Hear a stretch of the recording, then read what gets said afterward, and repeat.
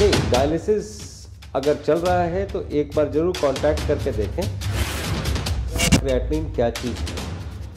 Creatinine is a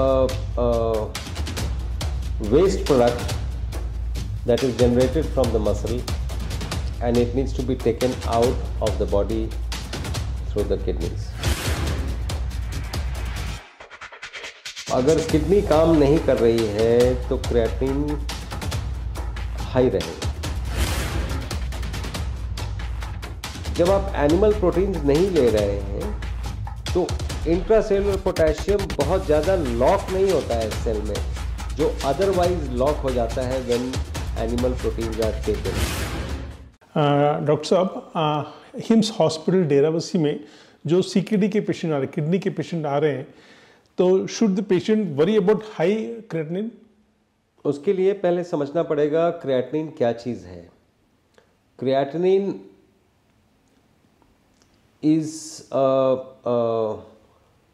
waste product that is generated from the muscle and it needs to be taken out of the body through the kidneys. Okay. तो अगर kidney काम नहीं कर रही है तो creatinine high रहेगा। अब हम लोग क्या कर रहे हैं यहाँ पे, किडनी तो काम नहीं कर रही है, so we are using skin as kidney. Okay. So this is the new kidney. Right, sir. Kidney 2. तो kidney 2 में creatinine will come in the blood and rise so that it is pushed out of the blood. Okay. तो अगर creatinine transiently rise करता है, patient symptomatically बहुत अच्छा है लेकिन creatinine rise कर रहा है जिसके चलते उसको साइकोलॉजिकली ये लग रहा है कि नहीं मैं तो ठीक हूँ लेकिन मेरा क्रिएटिनिन राइज कर रहा है, मतलब ये तरीका ठीक नहीं है। ये नहीं होना चाहिए। Okay. ये साइंटिफिकली समझना ज़रूरी है कि ये क्या चीज़ है और कैसे इसका बॉडी निवारण कर रही है। Alright, sir. जी, जो हम लोग टब बाथ थेरेपी दे रहे हैं यहाँ पे पोस्टर मेडिसिन में, दैट मीन्स कि जो पेशेंट तब टब बाथ ले रहा है उसका क्रिएटिनिन अगर राइज करे तो कोई बड़ी वाली बात नहीं है। कोई इतनी बड़ी बात नहीं। अगर सिम्टोमेटिकली पेशेंट ठीक है, उसका स्वेलिंग्स नहीं है, उसको ठीक से नींद आ रही है, ठीक से भूख लग रही है, तो क्रिएटिनिन के लिए इतना बॉदर ना करें। क्रिएटिनिन अपने आप विथ टाइम नॉर्मल आएगा, टाइम लगेगा उसमें। And so what is the truth of high BP among CKD patients? How do we see? Blood pressure rise could be a sequela of CKD or could be a cause of CKD. Okay. दोनों हो सकता है। लेकिन अब जब CKD हो गया है तो ये मान के चलना चाहिए कि ये सिक्वेला है CKD का। तो ब्लड को प्रेशर चाहिए किडनी से फिल्टर करने के लिए टॉक्सिन्स। किडनी तो काम नहीं कर रही है, Right. तो ब्लड को प्रेशर चाहिए किडनी ये स्किन से फिल्टर करने के लिए टॉक्सिन्स, इसलिए ब्लड प्रेशर बढ़ेगा। Okay. So जो हम लोग और 120/80 जो दिमाग में बैठा हुआ है वो दिमाग से निकालना इसलिए ज़रूरी है कि वो एक नॉर्मल पर्सन के लिए, रीनल फेलियर पेशेंट्स के लिए। Okay. अगर रीनल फेलियर पेशेंट्स का नॉर्मल लिया जाए, जी, जैसे जितने रीनल फेलियर पेशेंट्स हैं सबका दुनिया में एक mean median mode standard deviation और गॉसियन कर्व से देखा जाए तो हमारे ख्याल से 170/90 should be the norm. Okay. तो ये एक जैसे 120/80 नॉर्मल लोगों के लिए 170/90 should be normal for a kidney failure patient. क्योंकि इतना प्रेशर लगेगा ब्लड को टॉक्सिन्स फिल्टर आउट करने के लिए in a failed kidney. Okay sir. और जो हम लोग हेड डाउन टिल्ट थेरेपी देते हैं उससे बीपी हाई होता है। तो उससे बहुत ज़्यादा वही high low are relative terms, absolute नहीं है। राइट। तो 180/100 को आप हाई बोलते हैं जी। किडनी फेलियर के पेशेंट्स को देखेंगे जी, तो ये उतना भी ज़्यादा हाई ये नहीं है। यस, सिम्टोमेटिक नहीं होना चाहिए पेशेंट, ब्रेन हैमरेज नहीं होना चाहिए, उसके कई छोटे छोटे सिम्टम्स होते हैं जो मिस नहीं करना चाहिए। जी सर। अदरवाइज इसके लिए इतना ज़्यादा बॉदर नहीं करना चाहिए। दूसरा प्रश्न रहेगा डॉक्टर साहब कि should patient should worry about high potassium क्योंकि जब थेरेपीज लेते हैं कई बार पैरामीटर्स आते हैं कि पोटेशियम राइज हो गया, this and that, and potassium का हम मेजर करते हैं ब्लड में जी, that is extra cellular potassium, और प्रॉब्लम जो कॉज करता है बॉडी में वो इंट्रा सेल्यूलर पोटेशियम कॉज करता है, ओके, जो हम मेजर नहीं करते हैं यूजुअली। Absolutely sir. तो जब आप एनिमल प्रोटीन्स नहीं ले रहे हैं तो इंट्रासेलुलर पोटेशियम बहुत ज़्यादा लॉक नहीं होता है सेल में, जो अदरवाइज लॉक हो जाता है when animal proteins are taken. तो बहुत ज़्यादा कॉज ऑफ कंसर्न नहीं होना चाहिए पोटेशियम, और पोटेशियम रिच फूड्स ओके, बहुत ज़्यादा कॉज ऑफ कंसर्न नहीं होना चाहिए। एनिमल प्रोटीन्स में means milk and milk products and milk fats. Products, non veg food तो हम ले ही नहीं रहे हैं, एग्जैक्टली, पनीर भी नहीं दे रहे हैं, तो कुछ भी नहीं दे रहे हैं, तो घी हमारे ख्याल से हाँ कुछ भी नहीं दे रहे हैं, तो कोई इतनी बड़ी बात नहीं है। And sir what about the fruits and vegetables, like जो पेशेंट्स हमारे पास आते हैं काफ़ी डरे होते हैं कि फलाना सब्जी नहीं खाना चाहिए या फलाना फ्रूट्स नहीं खाना चाहिए, उसके बारे में आप डॉक्टर साहब क्या कहेंगे? नहीं, कई चीज़ें यहाँ पर आने के पहले आपको अनलर्न करना पड़ेगा। जी, you have learn so many things, unlearn it, क्योंकि वो आपको तकलीफ देगा। जी, तो ये आपको तकलीफ ना हो, इसलिए आप ये यकीन करके चलें, we are doing things very scientifically, और उतना कोई बहुत चिंता करने की बात फलाना नहीं। फल मत खाइए, इसमें पोटेशियम और हमें इस बात का इल्म है कि क्या करना चाहिए क्या नहीं करना चाहिए। Right sir. एंड सर हमने देखा कि कुछ पेशेंट्स आते हैं जिसके ऑलरेडी डायलिसिस चलने फिस्टुलास लगे होते हैं, तो उसका बीपी से क्या कनेक्शन है डॉक्टर साहब?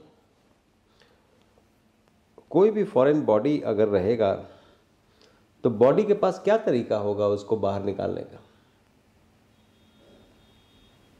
ब्लड प्रेशर रेज करेगी बॉडी। जी, तो फिस्टुला लगा होगा तो ब्लड प्रेशर, जो मैंने आपको बताया new normal for failure patient, उससे ज़्यादा होगा।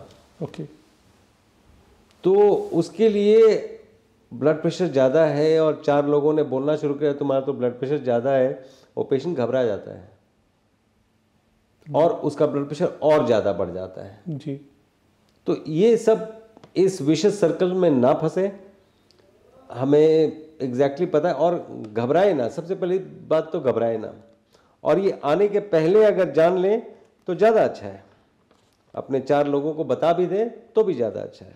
Great sir. सर फाइनली मैं आपसे ये पूछना चाहूँगा कि जो पेशेंट्स आपको इस टाइम सुन रहे हैं और जो डॉक्टर BRC को ऑलरेडी फॉलो कर रहे हैं, वो यहाँ पे आके थेरेपीज लेना चाहते हैं CKD पेशेंट्स, उनके लिए क्या मैसेज देना चाहेंगे कि क्या वो उनका अगर डायलिसिस चल रहा है तो उनको डायलिसिस करा के आना चाहिए क्या? नहीं, डायलिसिस अगर चल रहा है तो एक बार ज़रूर कांटेक्ट करके देखें, क्या हम टेकअप कर सकते हैं। हम थोड़ा सा चूज़ी ज़रूर हैं कि हम कौन कौन से पेशेंट्स लेंगे, कौन कौन से पेशेंट नहीं लेंगे। तो वो they should contact first before coming, और वैसे भी हॉस्पिटल चूँकि फुल है इसलिए हमारे पास जगह भी नहीं है, तो पहले कांटेक्ट कर लेंगे तो हम ठीक से उनको बुक भी कर सकते हैं कि हाँ ठीक है आप इस दिन आ जाइए, ये ऐसे आ जाइए। डायलिसिस के बाद मतलब डायलिसिस से कोई मतलब नहीं है यहाँ पर आने का। सर लास्ट क्वेश्चन मैं पर्सनली पूछना चाहूँगा कि पेशेंट्स काफ़ी डरे हुए होते हैं, उनको डायलिसिस के बारे में काफ़ी डराया होता है, तो वो क्या पैरामीटर है जिसको पेशेंट जज करे कि हाँ मुझको डायलिसिस करवाना चाहिए या नहीं कराना चाहिए? मैं पहले भी एक वीडियो बना चुका हूँ, gold standard for renal function is a DTPA scan. Okay, DTPA scan एक गोल्ड स्टैंडर्ड टेस्ट है। अब ये है कि एक गोल्ड स्टैंडर्ड टेस्ट हमारे पास है, उसके 3 महीने के बाद हम फिर रिपीट कराएंगे और देखेंगे कि कितना फ़र्क पड़ा है, ताकि पेशेंट का भी कॉन्फिडेंस बढ़ रहा है।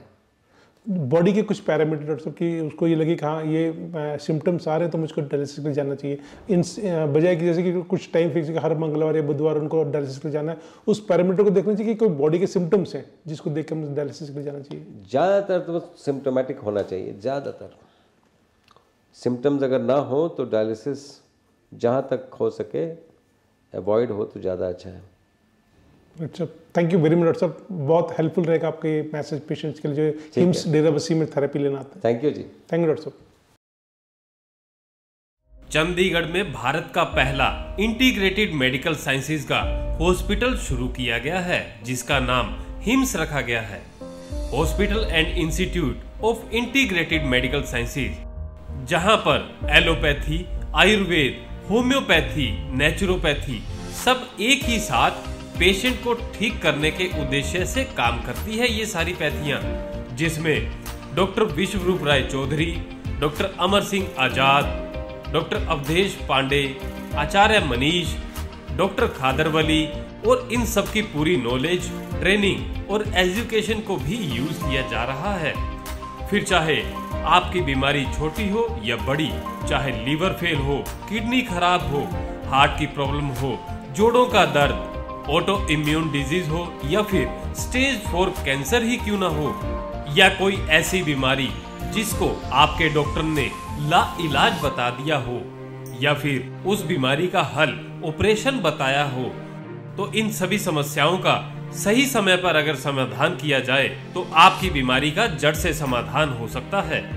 अगर आप भी हैं किसी बीमारी से परेशान, तो आप इस हिम्स हॉस्पिटल के अंदर आकर के अपनी बीमारी का जड़ से समाधान कर सकते हैं। 70 बेड के इस हॉस्पिटल के अंदर खाने पीने से लेके रहने तक का भी सारा इंतजाम किया गया है। अभी भारत के अंदर पटियाला, जीरकपुर, चंडीगढ़, डेराबस्सी और दिल्ली के अंदर 14 क्लिनिक शुरू हो चुके हैं, जहां पर सिर्फ खान पान और आपकी लाइफस्टाइल को चेंज करके आपकी बीमारियों को रिवर्स करना सिखाया जाता है और आपको अपना डॉक्टर खुद बनाया जाता है, ताकि आप या आपके परिवार के अंदर किसी को कोई भी बीमारी आ गई है तो उसे कैसे निजात पा सकते हैं और भविष्य में और कोई बड़ी बीमारी या छोटी बीमारी ना आए, उससे भी कैसे बचा जा सकता है, उसके बारे में भी आपको सिखाया जाता है। अगर आप या आपका कोई किसी भी गंभीर बीमारी से परेशान है तो स्क्रीन पर दिए गए नंबर पर संपर्क करें